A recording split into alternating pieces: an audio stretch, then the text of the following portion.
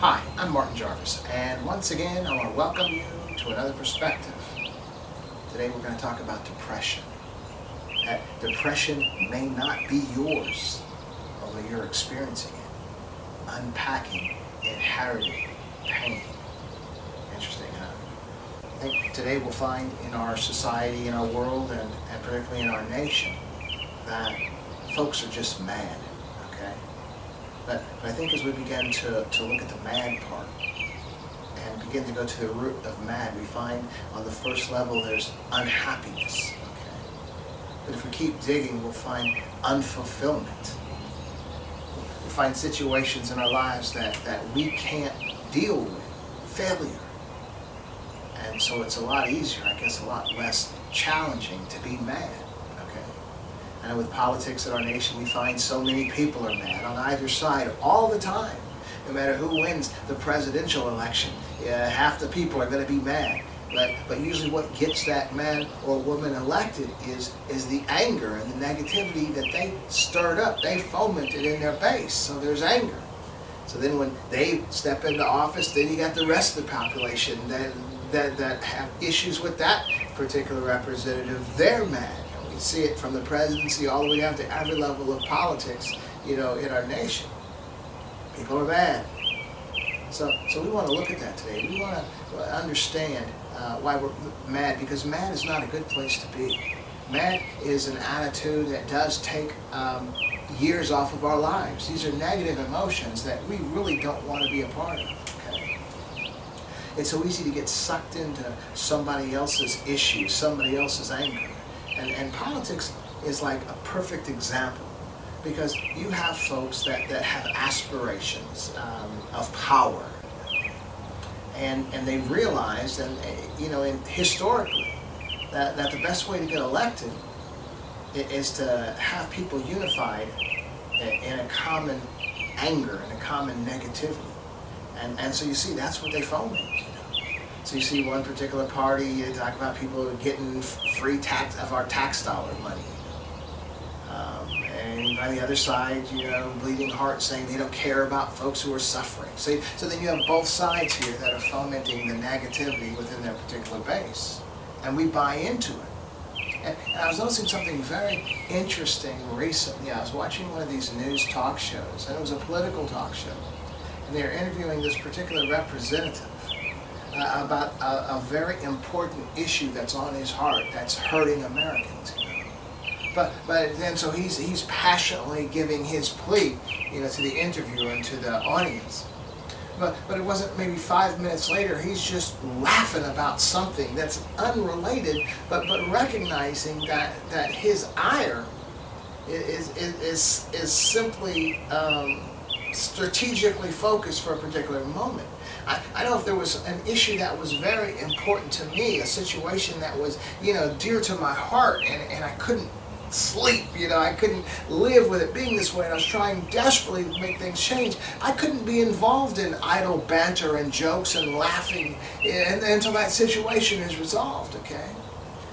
And so we can take note from that, because those guys are sometimes happy, sometimes mad when they're making their point in front of a camera, but their audience, us, the regular people, we just stay mad.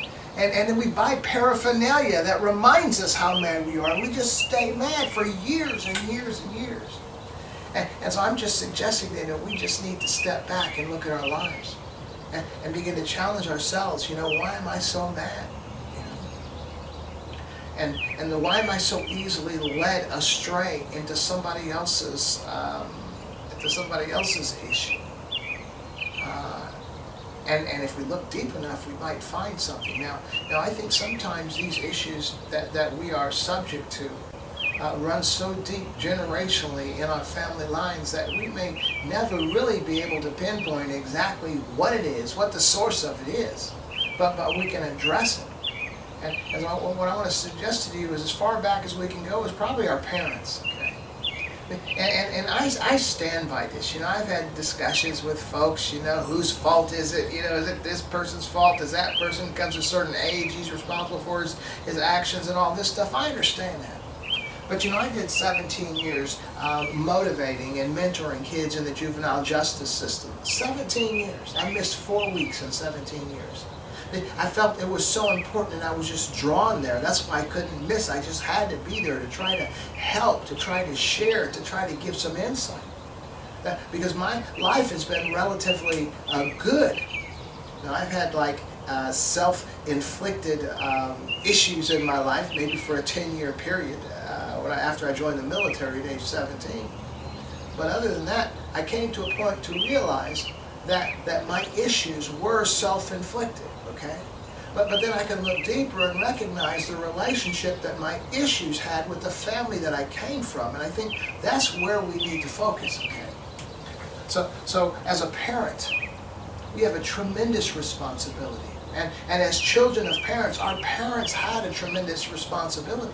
But there was no real parenting classes, no real world parenting classes to actually prepare someone when another life pops into the world and you're responsible for it, okay? And so the parents are doing the best that they can.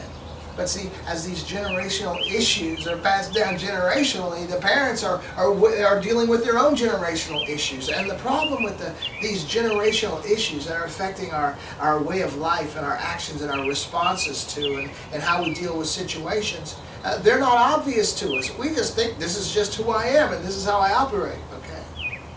And so we find parents first of all, that are not present, in the lives of the children, but then you go back into their lives, and their parents necessarily weren't present in their lives, and all the way back. Or you have parents that you might say, well, my parents were present, my mother and father were present, but you have present parents that aren't really present, okay? And they're not bad people, they're doing the best that they can, the best that they know, but they're just not present even when they are, okay? And that's what this child needs, that's what an infant needs. So as I was all those years, dealing with young people, in the juvenile justice system, I came to conclude that, every baby is born into the world an empty slate. They're just there. And it's up to the environment and those who create the environment and the experience that this child is going to go through is going to determine, what this child is going to be like, what this child is how they're going to respond, their problem-solving skills, their emotional skills, what messes them up, what makes them feel good and all. And that's totally the parent's responsibility. Okay, as we understand even from a scientific perspective that the human brain, the male brain, doesn't finish developing until around age 25, the female brain around age 22 or 23. So what's going on in the life of that individual while this brain is continuing to its completion? What kind of things is the child experiencing? And so that's what I am suggesting, that we all recognize that we had environments that we came up in that were not quite healthy. And I'm just not talking about financially. What I'm talking about really is relationally. Is the relationship that the child has with their mother, is the relationship that the child has with their father, or was it healthy? Or was it conducive to good, spiritual food that this individual is taking in? Okay. I remember I took some slack on Facebook some time ago, and I think I even lost a Facebook friend. I think she was like a distant cousin. I don't know, but I made the statement that sometimes it's not best for the actual biological father to be in this child's life. Because you always see, we're always, the father's in prison or whatever, but you want to make sure that the child has a relationship with the father, knows who his daddy is. And that's not always the best thing. Because there are influences that parents have in the child's life, and certain influences you just don't want to be there, okay? And so what I'm suggesting is then you might have had present parents, but if they're dysfunctional, causing dysfunction in this child's life, it's not good. And I believe that's the issue that many of us come up in. And I want to use it maybe in a way that's easier to grasp, than this kind of spiritual family passed down baton that we really can't see. Look at it like, I came up in the 70s as a young person, as a teenager, even as a military man, okay, in the 70s. And, as a kid at home, I remember my mother used to go to the grocery store, And she used to bring home stuff like these big old cinnamon rolls with icing on it, raisins in them. You know, I love those things. And she'd bring home potato chips and eat potato chips all the time. One of my favorite meals that I would prepare for myself would be chocolate milkshake or malts with that extra malted in there, along with a giant bag of, you know, potato chips. And that was my favorite meal pretty much every day. My mother was buying all this stuff. Because back in those days, there really wasn't necessarily the understanding that we had about all these unhealthy foods. And so she was killing us and thought she was doing us a favor, because to the best of her ability, that's where my mother came up in the Depression. Now she laughingly says, you know, being half black and half Mexican, born in 1920, that they didn't even know there was a depression because they were so poor. So not that she came up in the Depression so much, but that she came up very poor. And she said all they ate most of the time were just like beans and tortillas. And so I think sometimes our parents, even trying to do better for us than what they had, are actually harming us, because what's better for us than what they had may not be good for us physically, okay? So you're talking to a kid then, raised on all these unhealthy foods, and then as you become older, that's what you eat, you know, in addition to regular, you know, meals, of course. And so you're killing yourself, and you're wondering why your blood pressure's high. You wonder why diabetes might be an issue in your life. All these things are as a result of the environment that you came up in, okay? Because, you know, you hear a lot of times, you know, well, high blood pressure, cholesterol, diabetes, you know, might be genetic, you know, passed down generation to generation in certain families. I say no. I say yes, I do believe that it's passed down from family to family in the same families and all. But what I'm suggesting is it's because the lifestyle is pretty much the same as your mama's and as her mama's and her mama's. So you're actually eating the same foods or foods that aren't really healthy for you generationally, and you're coming up with these same illnesses, okay? And so now I want to take this around to the psychological, the emotional part, those things that we garnered from the families that we came up in, those attitudes, those mindsets. You know, I was just listening to the other day a song called "Cats in the Cradle," and I think it was by Harry Chapin, I believe, and I was sharing it with my daughter, you know, home from college and all. How this guy, you know, raised this kid, but he was never home. He loved his son, but he was always at work, business. He always had these things going on, and loved his kid, but he was doing what he was taking care of the family. But then when the kid was raised and he got older and went off to college and then went off into his life and had a family and all, he called his son and said, "Son, when are you going to come home? When am I going to see you?" And he says, "You know, well, I got all these things going on, Dad, but we'll get together soon." And the gentleman, as he hung up the phone, it had occurred to him that his son had turned out just like him. And that's kind of what I'm talking about today, is that a lot of our negativities, a lot of our depressions are from unresolved issues that not only were in our lives, but passed down generation to generation. And such that we don't even know why we're depressed. We don't even know why we're not happy. We don't even know why we're feeling unfulfilled, but we are. And what I'm suggesting is that there are inherited family issues that have caused us to be where we are today. Okay? And if we're not careful, we're going to pass them on to our children. And so that's what we're going to talk about here. Not so much, I think this was enough talk about the issues that are there that we don't even know about. We don't even know why we feel this way. And so what we get is we might get prescription drugs, or we might get a weed prescription so we can buy weed, and so we're not really satisfying the issue. We're just making the issue not feel so bad, okay? And what I'm suggesting is that there are other ramifications. There are always like side effects to the artificial answers that we come up with to satisfy our internal issues, okay? And we don't want to do that. We want to be well. Now for me personally, you know, coming up in the 70s again, you know, I was just cool. I was like everybody else, doing my thing, enjoying myself, getting, you know, drinking alcohol, smoking a little this, smoking a little that. That's where I was for like 10 years. And see, this is what I'm talking about. I was on a destructive path. And I want to say that, you know, as long as you stayed buzzed, you were happy. I mean, you were giddy, and as long as you're on alcohol or weed or whatever it is, you're with your buddies and everything, you're laughing and having a good time. But I always ask the question now, in retrospect, why is it that you have to dull a piece of your brain in order for you to feel good? There's something wrong, there's something missing, okay? And so, like coming up, I mean, I was a happy young man, a happy military man, happy after I left the military in the corporate environment. I was happy. I was getting that buzz, but I was happy. There was nothing wrong in my life. If you ask me, there's nothing wrong. It's great. But why was my happiness attached to deadening a piece of my brain or affecting a piece of my brain? Was it really happiness? And I really can't hardly go even into my life and determine what it was. As men, there just comes a point, and women, as older people, where you just have to, this is where I'm at, what do I do now? And so this is where I am, and this is where I am with you. And this, you may be depressed, you may not be happy, you may be feeling unfulfilled. We can't go back far enough in your family tree to determine where it all happened.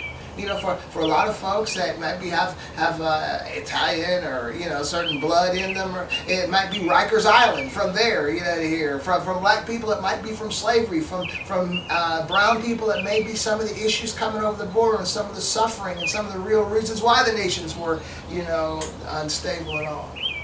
Each of us have different reasons, from Cubans that came over, from Haitians that came over, from wherever we've come from. In our family trees, our issues, we can't go back that far, but what we can do is figure out at this particular point in our lives, how can I be well? Because I'm not worried too much then, at this point, why it's there. How can I rid myself of it? And I'm not just sharing with you theory right now. I'm sharing what I've actually gone through, man. When I was like 28 years old, having left home at 17 to join the military and just being out there, just doing whatever, and a lot of whatever was that dulling of my mind, dulling of the brain. What did I do? And it was like I had this epiphany at age 28. I was just at home by myself, and one day I just recognized that this wasn't me. This was not the person that I wanted to be. I guess I felt like I had been in a fog. I had been in this place, where I thought this was me and had lived a life accordingly, but all of a sudden it was like, no, this isn't me. I have to change. And what I'm suggesting to you right now is that's really the starting point, okay? Because we can't practically, some of our family members are dead, or whatever, or they don't even know. So it would take a whole lifetime to try to unravel and figure out why we have some of the issues we do. And we could just hide them and take drugs and get a weed prescription or be buzzed all the time. We could do that as well. But if you want to do it healthily, if you want to pass down a wellness to the next generations or those young eyes that are looking at you and depending on you, we might want to figure this out right now, okay? And so what I'm suggesting is just recognize that there's just, ask yourself, is this the life that I'm supposed to be living? Is this the life that I want my children to live? Is this who I'm really destined to be? And are these things that I am fixing myself to and depending on to feel good, are these going to have a long-term negative impact on my life or on my health, okay? Because I look at folks, when I see folks on the street, and I see folks that are totally jacked up, on drugs, or I see folks that are homeless and financially destitute, people that are all messed up. In my mind, in my heart, man, my heart grieves for those folks because deep inside, I know that so easily it could have been me. It could have been as much as me taking a right turn instead of a left turn, or somebody passing me this at a party and smoking it and not knowing what it was, or it could have been anything. It could have been me not having that epiphany at 28 and determining that I wasn't going to drink anymore, I wasn't going to smoke anymore. It could have been anything. It could have been me. So in all humility, and that's what I'm sharing with you today, this is a humble way to look at it, to recognize that you are where you are, not so much because of our wisdom, but because of good fortune. Some might call it blessing or whatever. So what I would suggest when I woke up that morning and determined that wasn't the person I needed to be, I went through my apartment and I picked out everything that I had identified with that individual who I no longer felt that I was. And I threw it all away that day, man. Man, my house was empty because I just went through it picking out stuff, whether the jazz album collection, which was a very big part of me, which was my alcohol cabinets were full, which I was growing my own, which I had all artifacts from overseas and all that kind of stuff, man. It wasn't me anymore, and I just threw it all away. And at that point, and from then on, I began filling my life, even my apartment, with things that represented me. That was more conducive to the individual that I thought I was, or that I thought I wanted to be. And things simply began to change. And so that's what I'm sharing with you. These two concepts is, one, rid yourself of the mementos of that individual who you don't wish to be, and begin filling your life with new mementos that represent the individual that you desire to be, the individual that you recognize you really are. And right then, that's a big part of it, because you're ridding that mindset. See, often our depression is based on considering who we are and focused in on ourselves based on our perception of who we are and where we are. So begin changing the environment. And your subconscious will be buying into the new environment, and before long, you'll be convinced that this new environment is who you actually are. Okay? And secondly, and very closely related, become drug-free. Become alcohol-free. Because these things are clouding your thinking. You know how you go to a club, and some of y'all know, or wherever you're at, you're not really feeling comfortable, you're not really feeling like walking up and talking to people and all that, and you have a couple of drinks and then you're smooth. Well, the reality is, then you're not the person you really are, okay? That's the problem with a lot of relationships today. You have folks that met in these clubs, that met in these places when they were both buzzed, and they both got along well and hit it off well, and then they spend their lives, their early years or so, or their dating years, getting that buzz. They don't really know who they are. They don't know who they really are. They know who this individual is with that buzz. So what I'm saying is, you want to find that better you, stop doing drugs, stop doing alcohol.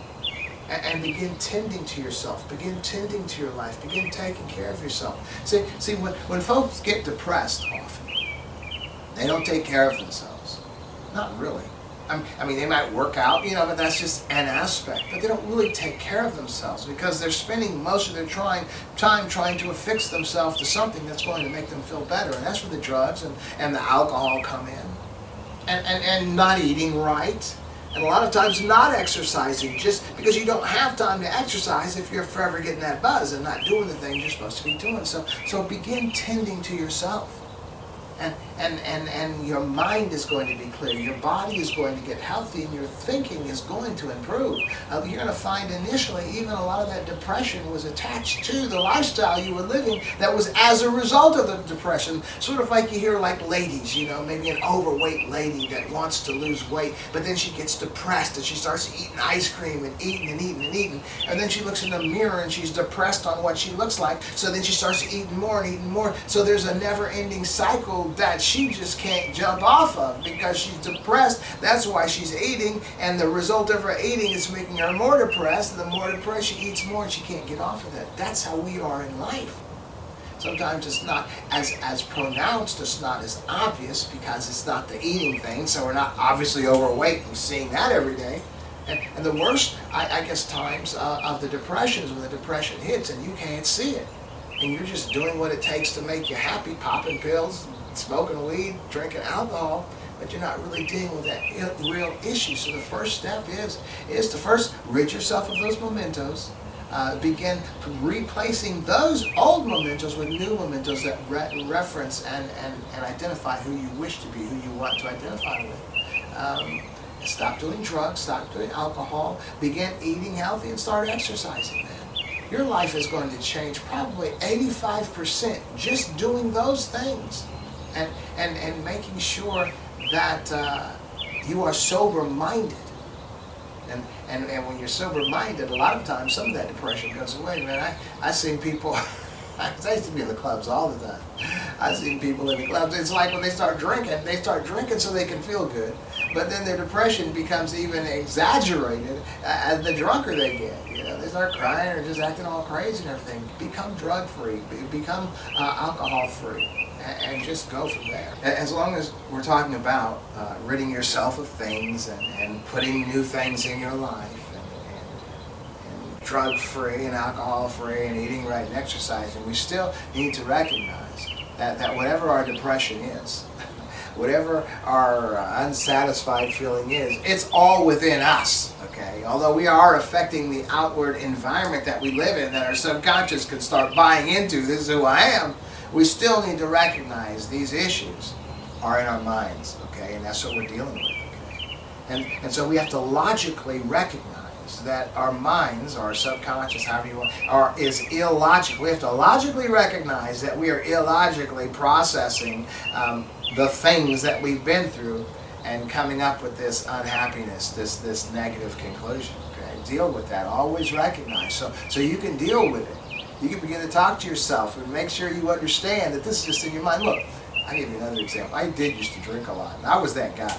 Okay, so I'd be in a club sometimes, and I'd be drinking and drinking, and after a while, and I was a cool, person who's drinking. I wasn't all crazy and everything, but I'd start getting paranoid.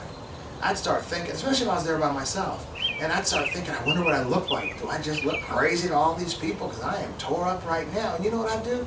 I'd get up, go in the bathroom, look in the mirror, and it would, and I was cool, and remind myself of who I was. Okay, you're okay. You're not looking crazy. And I'd go right back in there and sit down and continue with a confidence, knowing I wasn't looking as crazy as my imagination was making me feel I was looking to everybody else. And this is what I mean. Sometimes we might be feeling a particular way, but recognize it. It's in your mind. It's not the reality of the situation. And so deal with that. Dealing with that mindset, recognizing, no, you're not depressed. What's making you depressed? And so you recognize your issues are all psychological. It's in your mind. You're okay. You got your environment set up right now. You're not doing drugs. You're not doing alcohol. You're eating right. You're healthy.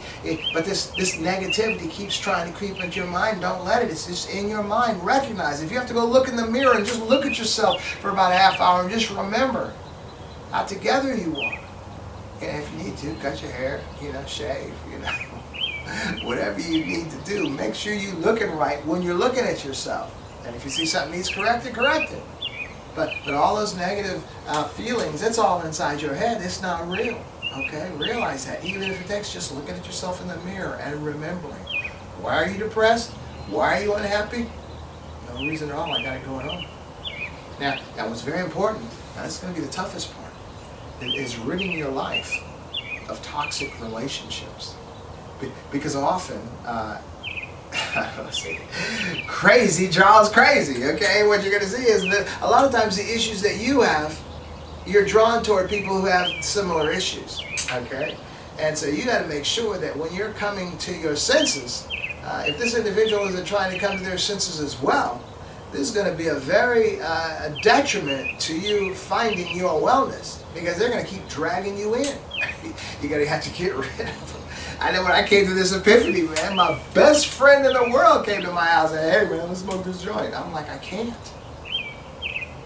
Because that's not me anymore. See, so you keep putting yourself in situations and environments around folks who are continuing to do the things that you're trying to walk away from. You're going to get drugged back in there before you drag them out. And it's sort of like how they say when you're on an airplane, when that air thing comes down, before you try to help your neighbor, get yourself well first. It's the same type of way. You're going to be drugged back into that environment, before they will. So you got to cut them loose. I don't care how kind of relationship they are, how close they are. You're not going to be able to fix them. The only reason you're well, or you're trying to be well, getting to this well place, isn't because someone told you needed to. If I was telling you this a year ago, you'd probably be laughing about it. But the reality is you are here because you want to change. You're not here because someone suggested you change. Because you're not going to get there unless you want to change. So you're going to cut loose all those toxic relationships that are going to be dragging you down, that once you were united with, it's just not you anymore. Okay? Toxic relationships. Let's see. Education. You need more education. Education, formal education or informal, but I would suggest formal. Formal education simply because you're going to school. You're trying to get good grades. And so even some of the temptations to do the things that you might be pulling at you to do that you know you don't want to do anymore. Well, you can't because you have to do homework. You can't because you have a test. You can't because you have to do well in this class. And as well, you've now substituted those toxic people with like-minded people who are trying to better themselves, the people in class. So now you're going to class and attending to class with like-minded people who are trying to do something better for their life. And that is a positive environment to be a part of. That's why I know there's a lot of push for online schools. A lot of these schools has found it to be, a lucrative business, and that's okay. But to me, part of it is actually being in the classroom environment. Part of it is actually parking your car in the parking garage and walking with people to the various classes. Being in class, taking a break, coming outside and looking at all these other people that are coming out of their classes. You can feed off of that positivity because everybody there is trying to do something to better themselves. Okay, so get that education, and as well, that education will widen your worldview. Give you a better understanding of life and insight, understanding about things in the world and even what you're going through right now. Some of the classes you'll take, you'll say, I see now. This is my problem. You'll begin to see things, and it'll just be good for you. And all this is combating your negativity. Your negativity and depression is a place of unfulfillment, is a place of sadness and emptiness. And what you're doing with all these steps is simply filling that emptiness with positive things. And that's what you got. So go to school, get an education, top all that other stuff up. What you're trying to do is better yourself as an individual, okay? And I might, and as you begin to better in all these areas, you're going to be feeling better about yourself. You're going to be feeling content. You're going to be feeling good. And this is how you deal with the depression. You begin to recognize that it's just in your head, and as you begin to satisfy all these areas of your life, that to be bettering all these areas of your life, your depression is going to be fleeting. And until one day you're like, I don't even know if one day you'll think, I'm not depressed. It won't even cross your mind. And so I know I've given you how to think about. The last thing I want you to think about is turning in the direction of the skid. As anybody that's been driving know that if you're driving in the winter and your car is in a skid, and is sliding sideways, the first thing an individual is inclined to do is to try to turn away from the skid. But if you try to turn away from that skid, your car is going to go into a crazy spin. What you're supposed to do, if you're skidding in a particular direction, turn your wheel in the direction of the skid, which seems totally ridiculous at the time, but if you do that, your car is going to straighten up. And what I'm sharing with you today, as far as even in our lives, it's so easy to be drawn back into that lifestyle that we really know isn't good for us. Okay, and that's the lifestyle that's keeping us depressed. If the lifestyle I'm living and I'm not happy, well, change the lifestyle. But what we most usually do is, even in relationships, we find ourselves drawn to that which is comfortable. Drawn to that which maybe we grew up with. They say oftentimes, like a girl or a boy, they're drawn to people that remind them of their mothers or their fathers. Well, the lack of their mothers and their fathers, and they're searching for that. But recognize if it's not working, it hasn't worked yet. Don't gravitate toward that, even if in your mind that's the thing you think you want. I've seen young ladies out there now growing into women, that like this bad boy image as far as their mate, as far as their boyfriend or potential husband is concerned. But what is attached to that bad boy image? You don't want to know, okay? And so I think I might have been that bad boy. I wasn't the bully or that kind of guy, but I was never doing the right things, and there were always relationships cropping up, but you couldn't be healthy to a relationship if you yourself were not healthy, okay? And as well the person that you gravitate toward. So you need to look at, if you have had a bad luck in relationships, don't gravitate toward that thing which you think you're attracted to. And you're going to find out as you grow older that a lot of those things that you thought was the right way, they're not. And they don't have any allure, they don't have any draw. But the problem is, how old do you have to become before you realize this, okay? Challenge what's going on in your mind if the result that you are producing is not adequate, okay? That's what I'm going to leave you with. Well, anyway, I want to thank you once again for joining me. And I want to invite you to join again. You take care.